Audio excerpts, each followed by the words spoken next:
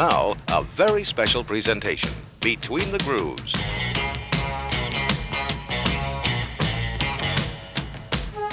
When you think of people like the Eagles, Stevie Wonder, and Chicago, what do you think of?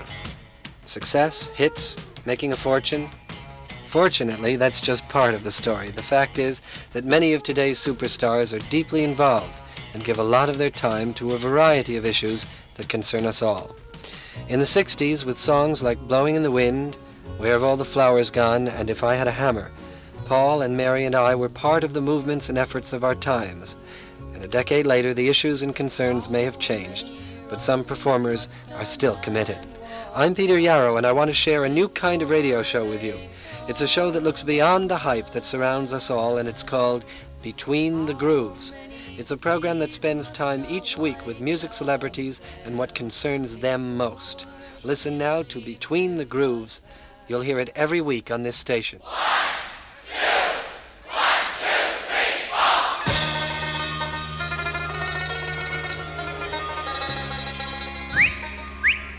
Did I write that? Christ, it sounds like the theme from Godfather 2. Okay. Listen, if you count really extra fantastic, maybe we can get to that lame piece of music that starts this song, okay? Did he start the song yet? Okay, so just count with so much energy that it will get us through those next two bars. Are you ready? You gotta really blow the house down. Harry, don't mess it up.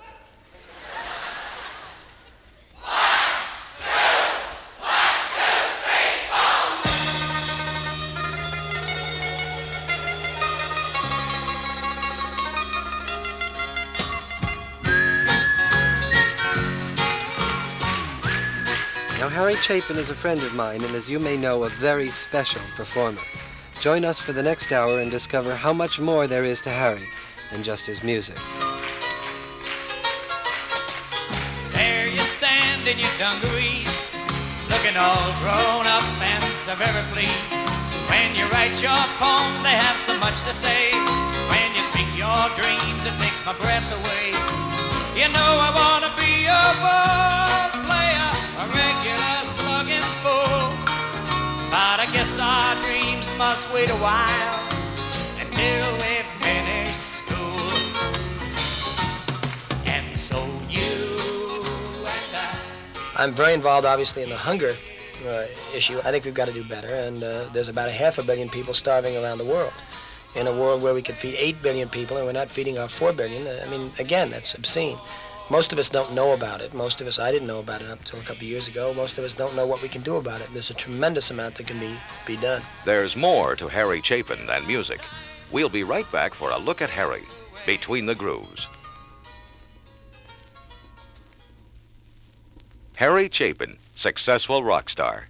He sold millions of records singing about desperate DJs and two-bit taxi drivers. But that's not all he knows about. Talk to him. Even when he's relaxing, he's full of energy. You can feel the enthusiasm. Listen, you hear about some serious things. I'll be committed to it for the rest of my life, into doing something about the fact that there's 20 million Americans that go to bed hungry every night. Listen to his music. It, too, has a sense of purpose. This song is called The Shortest Story, and it's only 1 minute and 40 seconds long. Why? Because it's about a very, very short life. A child born somewhere in this planet, and what happens to him in the 20 days that he lives. I am born today. The sun burns a promise in my eye. Mama strikes me and I draw a breath and cry. Above me a cloud softly tumbles through the sky. I am glad to be alive.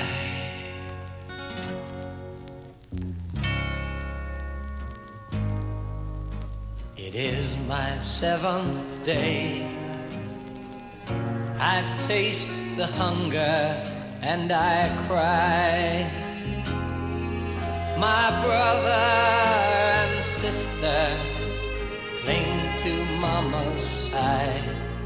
She squeezes her breast, but it has nothing to provide. Someone weeps, I fall asleep.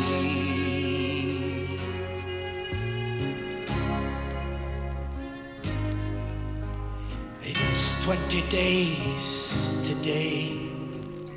Mama does not hold me anymore. I open my mouth, but I am too weak to cry. Above me, a bird slowly crawls across the sky. Why is there nothing now to do but die? When he talks and when he sings, Harry Chapin is concerned.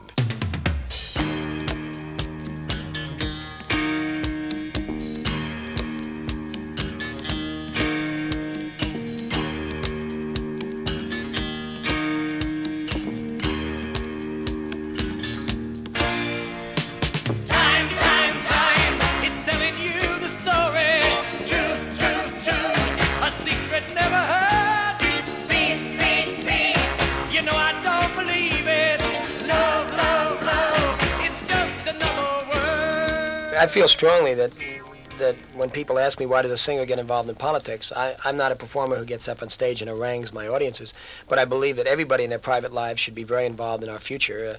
The whole idea of this country in the first place was that it was going to be a participatory democracy, that we weren't just going to be private citizens voting every 2 and 4 years, that we were the first people in the world that accepted the responsibility of being public citizens, all of us armchair experts, be it singers, be it businessmen, be it housewives, be it DJs, to be on an ongoing basis involved in the process of our own government. We'd seen what had happened in other governments when it was left to a small group of people to make decisions.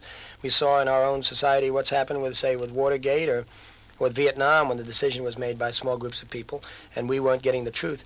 So I'm hopefully involved in a process of reinvesting our own selves into the American political process. Harry invests himself. 2 out of 3 Chapin concerts are benefits. This year alone, he'll raise over $500,000 for worthy causes, sometimes sharing the spotlight with political satirist and friend Dick Gregory.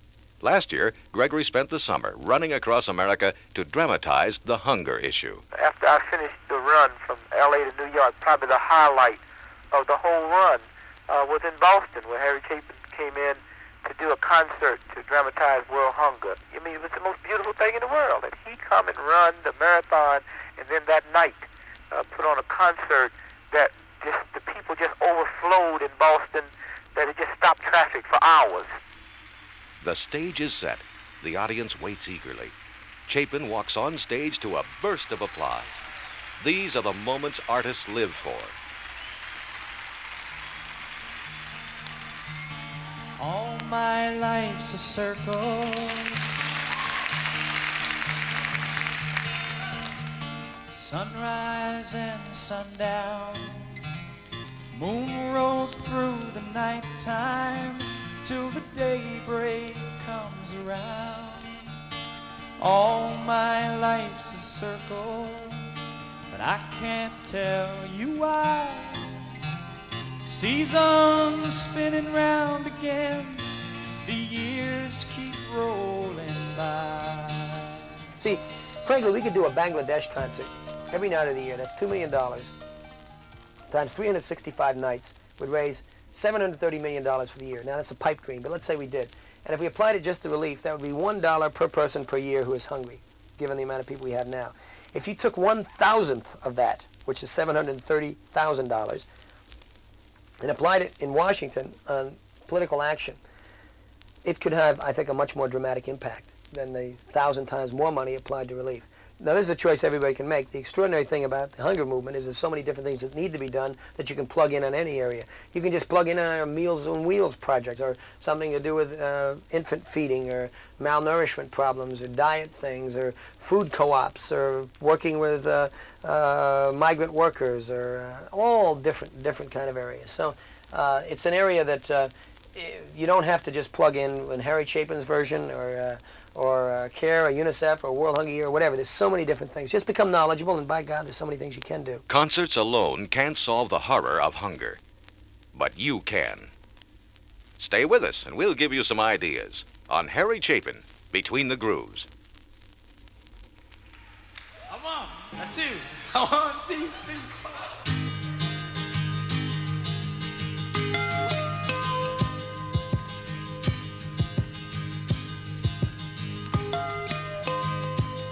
I come fresh from the street, fast on my feet, kinda crass and corny. Not much meat on my bones and a whole lot alone, and more than a little bit horny. The old 6-string was all I had to keep my belly still, and for each full hour lesson I gave, I got a crisp $10 bill. What did you have for dinner last night? Over 400 million people around the world had nothing. 10 million kids on our planet can't think straight or stand straight because of hunger. While 150 million tons of grain are fed to our animals, 20% of the dog and cat food sold gets eaten by old people. In many homes, Rover eats better than Grandma. If I said to you out there listening, why is there hunger? Most of you say, well, there's too many people and there's not enough food. Well, that's just flat out not true. There's enough food in the world today to feed 8 billion people, and we've got 4 billion, and yet a half a billion go to bed hungry at night.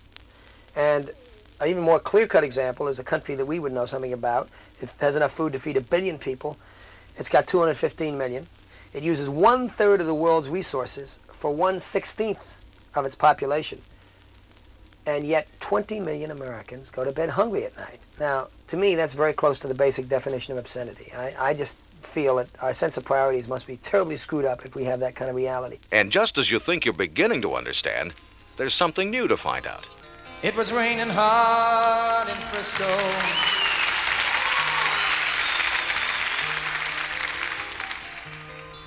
I needed one more fare to make my night. A lady up ahead waved her flag me down. She got in at the line. Overpopulation is a symptom of hunger. It's not vice versa. In other words, when people are hungry, they desperately try to have more children. I mean, the whole Darwin theory of evolution points this out, that people try to survive. A child in these developing countries, half of them die before they're 6 years old. So you can't talk about meaningful family planning in India, or Bangladesh, sub-Saharan region of Africa, or the Barrio and Sao Paulo, Brazil.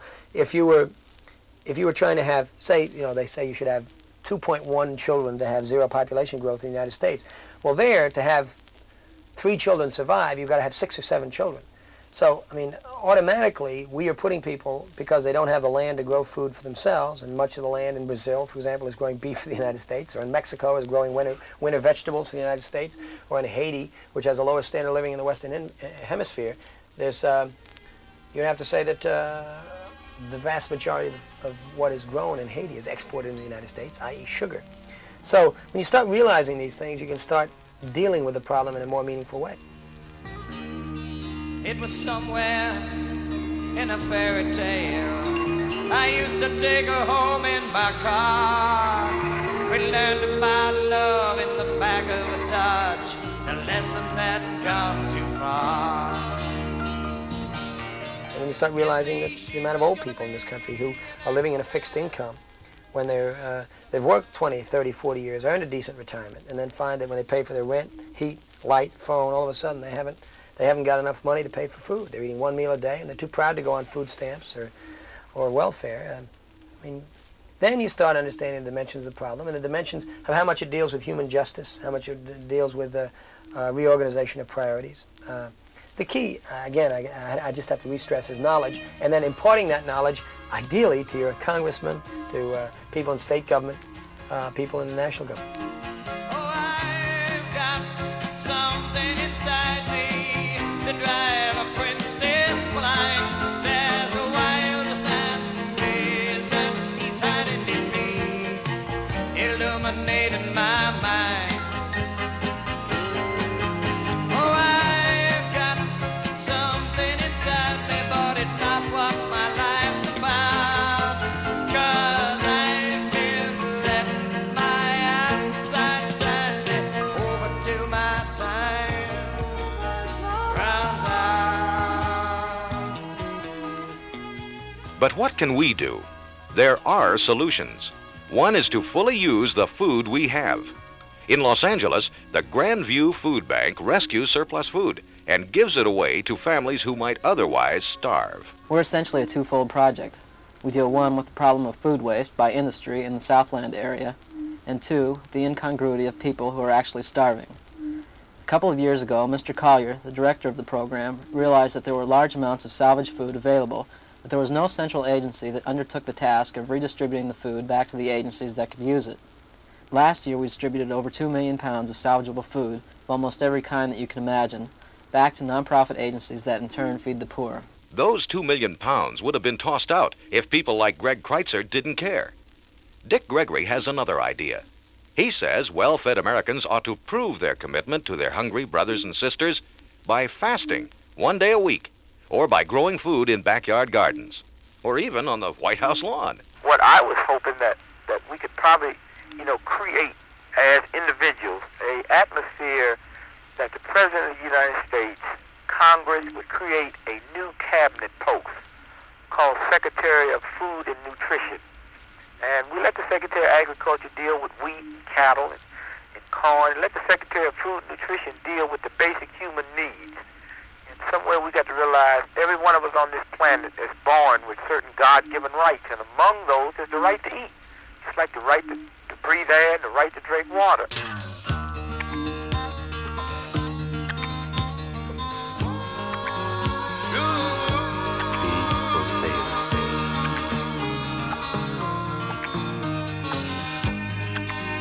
Harry Chapin also has a plan. You were chasing him down Broadway on that white hot July, 'cause they thought he'd got a message from some holy man on high.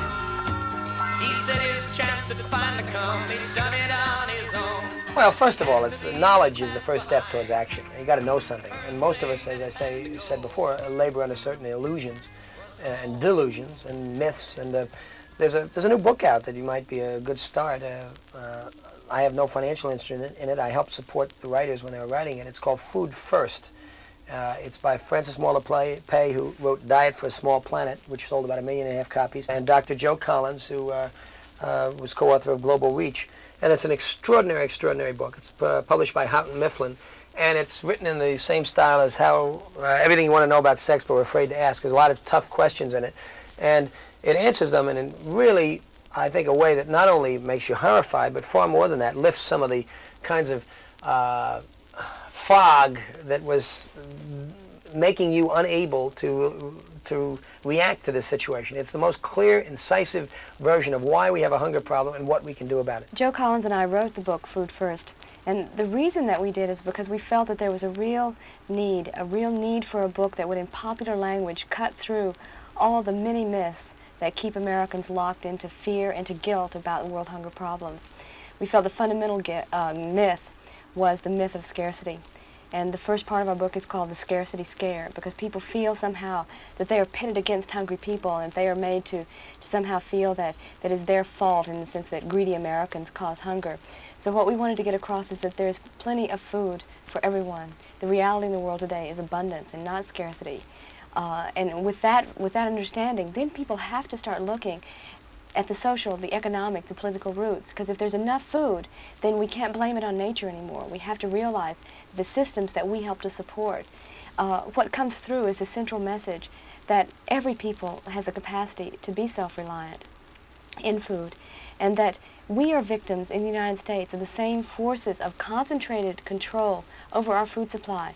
The same forces that are causing hunger in undeveloped countries are also progressing in the United States. The idea that more and more of our farmland is controlled by fewer and fewer people. And we have been very grateful to Harry Chapin, because he has continually supported our project from the first we showed the manuscript to him. He read it very thoroughly.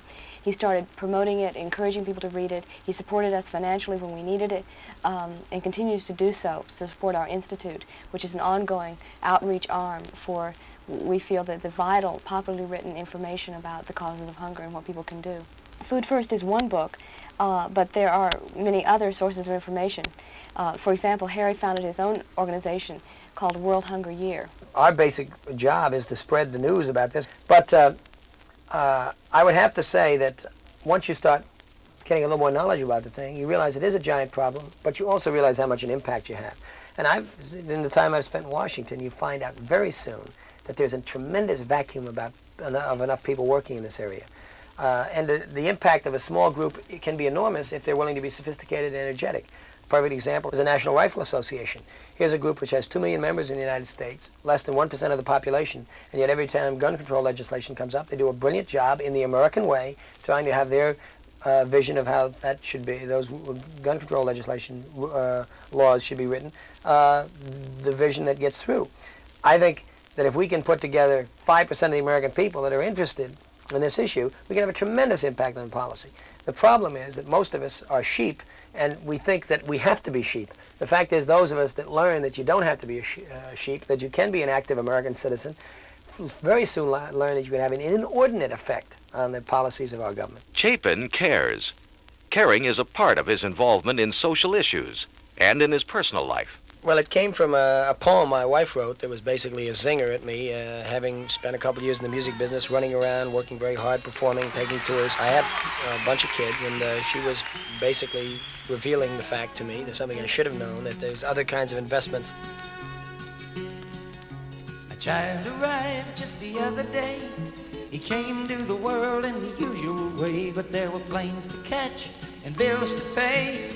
He learned to walk while I was away, and he was talking for annuities, and as he grew, he'd say, I'm gonna be like you, Dad. You know I'm gonna be like you. And the cat's in the cradle and a silver spoon, little boy blue and the man on the moon. When you're coming home, Dad, I don't know when, but we'll get together then, son. You know we'll have a good time then.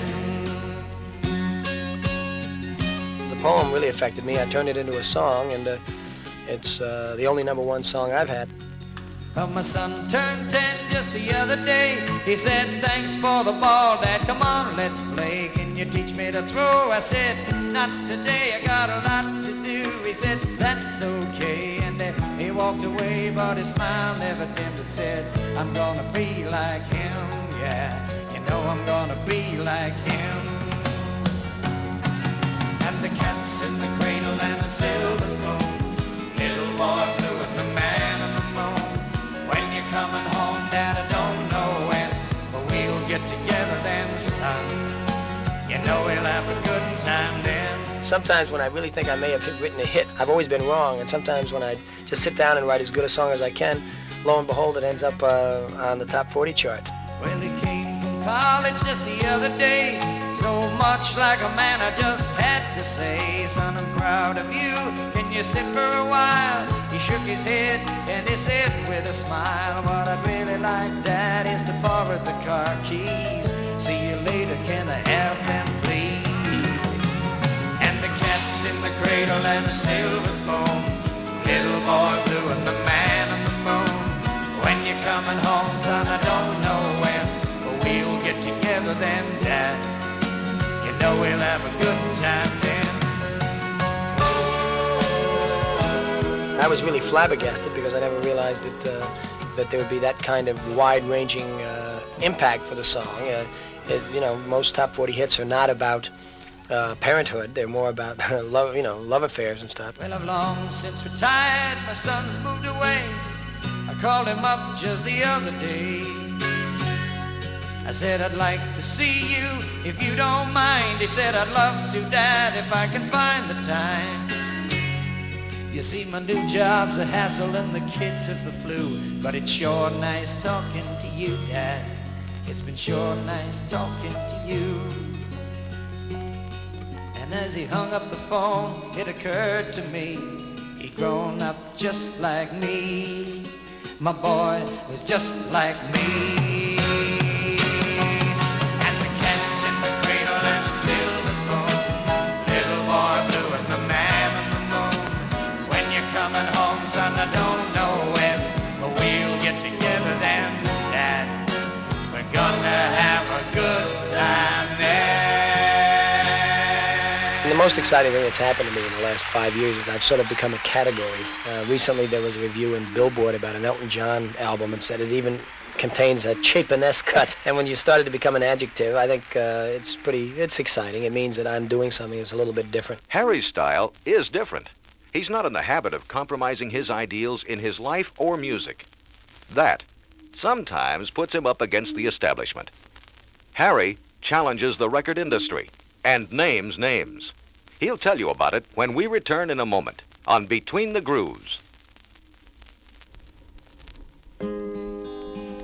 And now, back to Harry Chapin, Between the Grooves. Mr. Tanner was a cleaner from a town in the Midwest, and of all the cleaning shops around, he'd made his the best. He also was a baritone who sang while hanging clothes. He practiced scales while pressing tails and sang at local shows. Fighting the establishment can be like beating your head against a brick wall. Sometimes you wonder, why bother? Because I believe we've got to operate like there is a future. Many of us have been trying to operate like ostriches. I've been guilty of that at certain times, and just hope the whole thing is going to go away. But the world doesn't operate that way. The history of humanity is the history of active minorities, and I've been trying to enlist myself into people. I'm the most active entertainer in the country in terms of Ralph Nader. I'm doing a lot of benefits for him this year, and have been involved for about a year and a half now. And I will, on an ongoing basis, try to be what the idea of America was, a public citizen who was involved in trying to make this a little more open and wonderful place than it is, even though I think the dream was fantastic that started this country. We tend to forget that it's a dream that needs constant feeding, and all of us have to be willing to put a little, what Winston Churchill called, blood, sweat, toil, and tears. But nobody, even Harry Chapin, can do it alone. Things won't really change until each of us makes a personal commitment. Harry speaks out through his music. The smoke witch says wahoo, and the wise man says me too, and the guru says wazoo, so do what you do. The priests stand in their pulpits, the pope sits on his throne, the parishes are empty, and the choir boys on their own, until the second coming, yes, they're leaving us alone. And God in his heaven has decided to keep mum, because he's just another traveler on the road to kingdom come. Interestingly enough, I've never felt I've ever been restricted. My record company puts no pressure on me, although they would like to think I was coming up with a single on every album. There's no real conspiracy against getting heard out in this country, if you've got something to say. I really don't think so. I mean, record companies sell so much crap as well as, good stuff just because they're desperate to, and rightly so. They're in the business of selling vinyl, frankly. And with noises on it, and they're willing to sell any kind of noises as long as people listen to it. And I think if you write qualitative stuff, you're going to be able to get listened to in the long run. Now, the Beatles, it took 7 years before anybody paid any attention to them. I wrote 400 songs before anybody paid any attention, and it wasn't other people's faults. Basically, I hadn't learned my craft as well as I should have. Most of those 400 songs stank. And I look forward to maybe having a certain greater degree of longevity because of the quality of what I think I can do now in song lyrics and stories and in music. And hopefully I'll be able to do it for the rest of my life. Harry deals with some pretty unlikely themes, yet his songs capture snapshot realities of American life. He tells it like it is, and doesn't seem to worry if his music doesn't fit the hit-bound formula. Old John Joseph was a man with two first names. They left him in the railroad yard when they took away the trains. And only one run a week comes on roaring down that line. So all they got to worry about is time.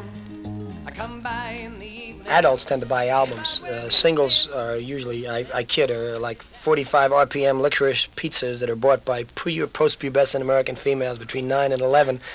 But that's not completely true. But at the same time, a lot of my music, and I think some of my best music, a song called Sniper, another song called Bummer, a song called Better Place to Be, which is 9 minutes long, frankly is not going to appeal to a teeny bopper. It's not going to appeal to the average singles buyer. And so that I end up, because I think there is a slightly distorted world in the top 40 charts in terms of an accurate reflection of where the actual album buyers and record listeners are out there, that I occasionally have some of my songs that I think are worthwhile songs that a lot of people would like and don't fit into the top 40 format. But to say that I'm suffering would be absolutely untrue. I'm having a fantastic life. I have a real chance both through FM and the fact that radio has such wide-ranging forms, top 40, more progressive FMs, MOR, all these different things. It gives me a chance to have my music be exposed in different areas, which is hopefully the way it should be.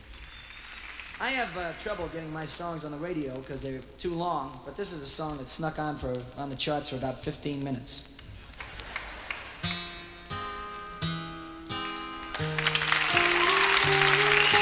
Hello, honey, it's me. What did you think when you heard me back on the radio? What did the kids say when they knew it was their long-lost daddy? Oh,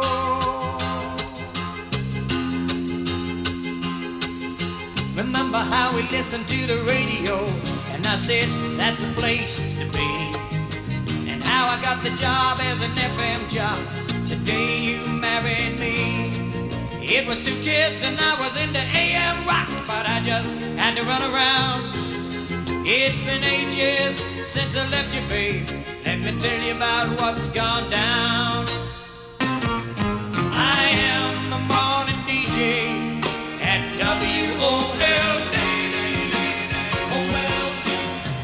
Playing all the hits for you, wherever you may be. The bright good morning voice, who's heard but never seen. Oh, feeling all the 45, going on 15. I feel privileged to have the opportunity to be able to generate a lot of money for people that I believe in, like Ralph Nader, or organizations like World Hunger Year, or various educational things or disease things that I've done. And I'm proud to say that a lot of people in our industry have been willing to stick their neck out. I mean, Arlo Guthrie is an extraordinary man for the kinds of things he's been willing to do. Pete Seeger, obviously, is one of the ongoing heroes of America. And to think that certain sectors of American people find him an enemy is just insane. If Pete Seeger is our enemy, think of who we are. The fact that the Eagles have stuck their neck out recently and done some things. Jackson Brown, Joni Mitchell. I mean, the people we were mentioning before. It's just, I mean, I'm really proud of being a part of that side of the industry. I think that it's the job of the PR people or the rock press or the radio world to start questioning some of the practices of some of the other people, when, in a sense, these people are benefiting from an anti-establishment image. They're not really paying their dues in terms of doing some things that really would imply that we have a future, that there are some questions that should be being asked, rather than just having us all be ostriches and rip off money as much as we can, like the Rockefellers of the world. The drinking the dead down my last big gig, it made my voice go low. They said that they liked the young sound when they let me go. So I drifted on down to Tulsa, Oklahoma, to do me a late night talk show. Now I work my way down home again, hear the boys at Idaho. That's how this business goes. They tell you, don't bite the hand that feeds you. But Harry Chapin speaks frankly of the recording industry. One of the ironies is, you can see it most clearly in the pages of Rolling Stone, which is doing absolutely brilliant work in political reporting and showing real commitment to an ongoing America.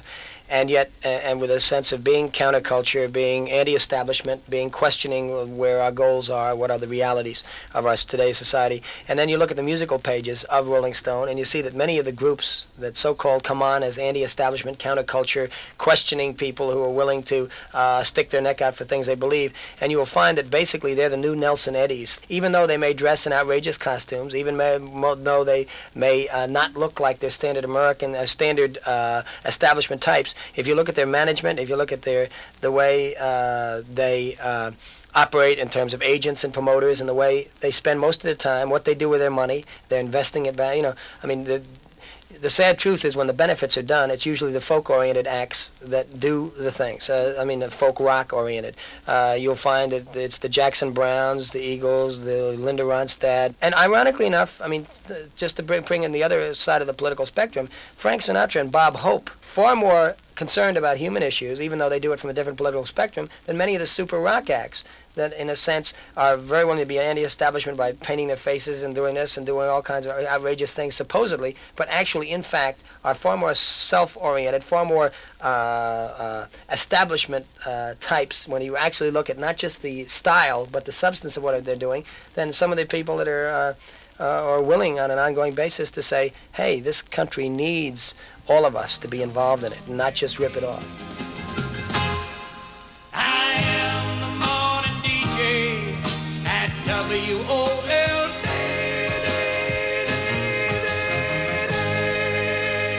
Dance band on the Titanic, sing dear my God to thee. Dance band on the Titanic? Is the unsinkable America on the verge of sinking? Maybe. But we can change that. And we'll find out how, after this, on Between the Grooves. Mama stood crying at the dockside, saying, please, son, don't take this trip. I said, Mama, sweet Mama, don't you worry none. Even God couldn't sink this ship. Well, the whistle blew, and they turned the screws. It turned the water into foam. Destination, sweet salvation. Goodbye home, sweet home. I'm in the dance band on the Titanic. Sing near my God to thee.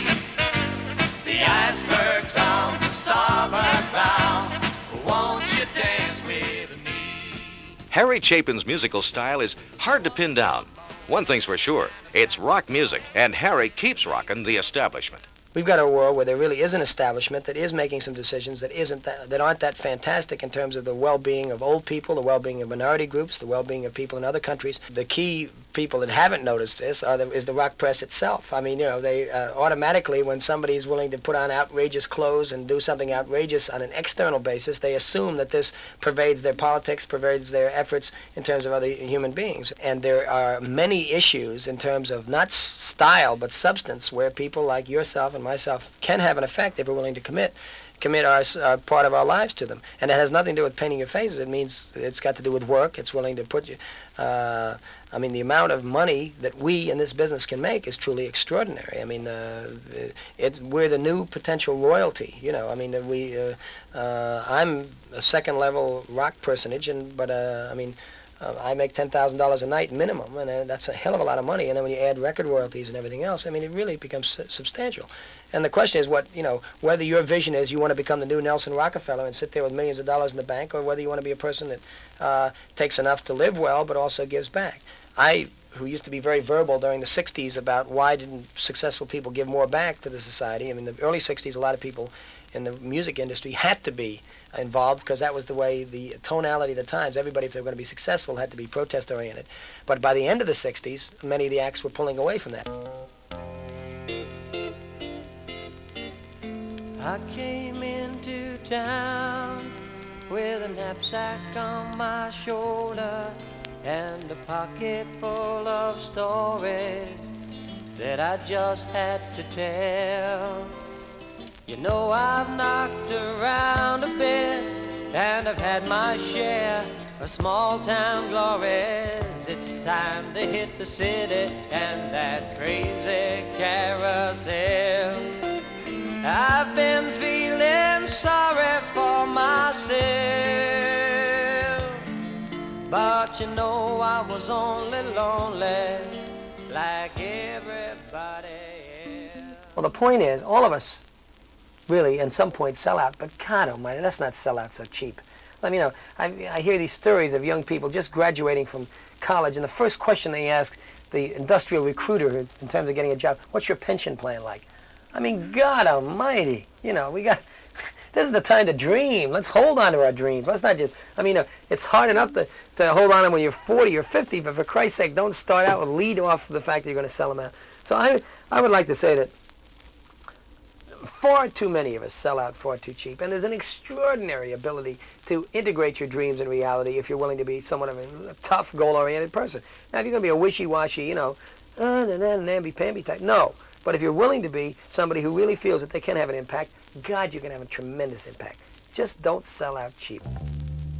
Until you brought your Sunday morning sunshine here into my Monday morning rain. You taught me happiness just one time. It keeps on coming back again. Harry is a co-founder of the World Hunger Year organization. He seeks to involve us all in the quest for making life on this earth a little bit better. If you want to get information, see, we see ourselves as a service organization for other hunger organizations. And if you want to write or call World Hunger Year, they'll give you a list of people that are doing things and kinds of things that you can do. Let me just give you the address. It's World Hunger Year, WHY. It forms the three letters Y with a question mark in behind it, because why have we got so many hungry people when we got the kind of food we have? World Hunger Year, Box 1975, Garden City, Long Island, New York, 11530. That's World Hunger Year, Box 1975, Garden City, Long Island, New York, zip code 11530. And just ask for some more information. Ask for things that are going on in your neighborhood. Ask for things you can do. There's many, many good groups. Bread for the World is an extraordinary group that's working with legislative goals, and there's one Bread for the World office in virtually every major city in the country. Interreligious Task Force on Hunger is another good one. Oxfam is another. There are some of the traditional organizations like CARE and UNICEF and Church World Services and Catholic Relief Service if you want to get involved in some of the more relief-oriented things. There's some question about some of the effectiveness of relief as opposed to political action at this particular time. But if you're in doubt and want to make sure that your money is going to some kind of meaningful relief project, then those four organizations are good places to start. Oxfam is better in terms of development areas, and some of the other, Bread for the World, frankly, I think is a very, very good place. If you want me to come with you, then that's all right with me. 'Cause I know I'm going nowhere, and anywhere's a better place to be. Is Harry's idealism out of date? If he's learned one thing from the political unrest of the 1960s and 70s, it's that we all share a responsibility for our world. Harry's doing his share for the causes he believes in. Well, let's put it this way. There are only a certain amount of money-generating places for anti-establishment causes.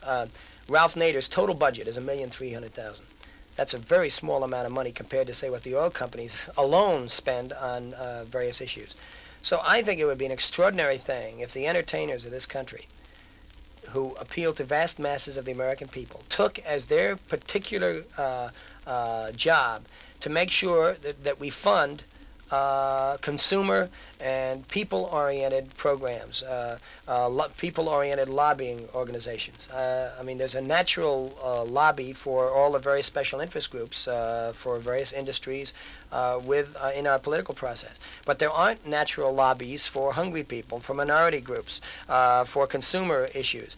And I think it would be a truly extraordinary thing if we could combine the people from the rock and the folk and the pop music fields and not ask them to be liberals or conservatives, Republicans or Democrats, but just say that we want these questions raised. We would like to fund or be a part of the funding of a government or questioning our government and our system to the extent that make sure that we're doing the best we can for those less fortunate people in the society. Oops.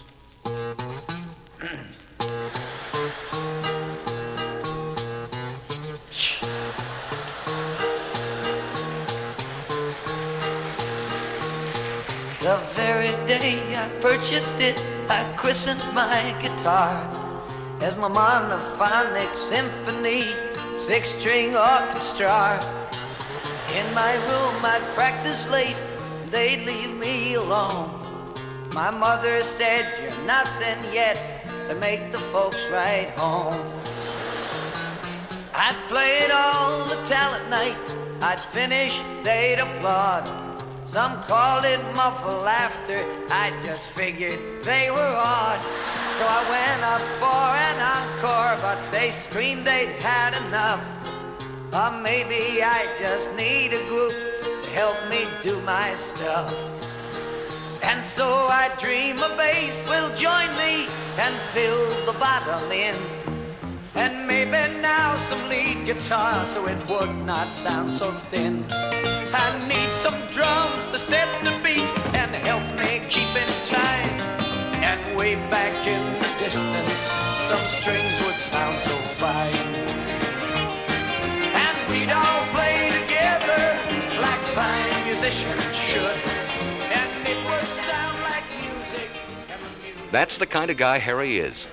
Talking to him, you get the idea he's not much different from the people he sings about.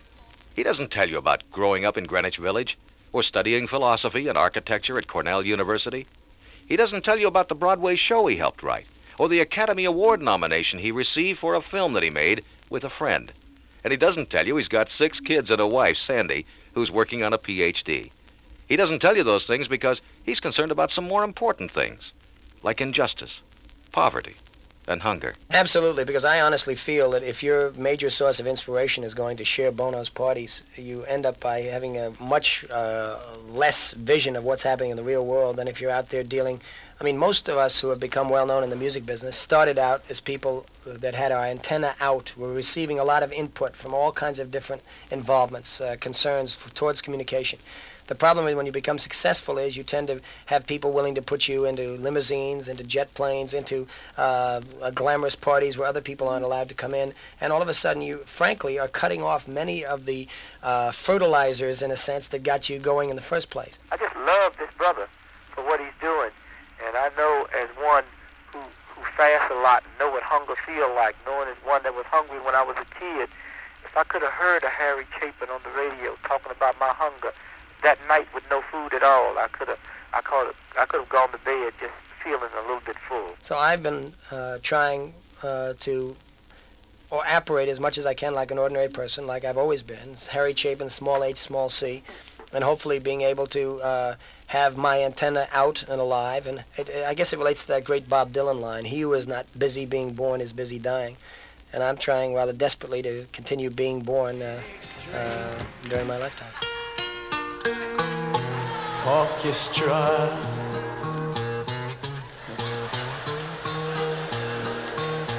Oh, play that thing. Oh, someday I'm gonna be a star. We'll be right back between the grooves.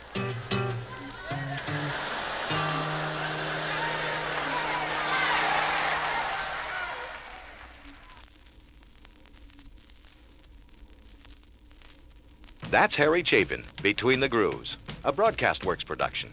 This week's program was written by Jim Rawitch and produced by Carl Goldman. I'm Ray Willis. Thanks for spending some time with us, and be sure to join us next week, Between the Grooves.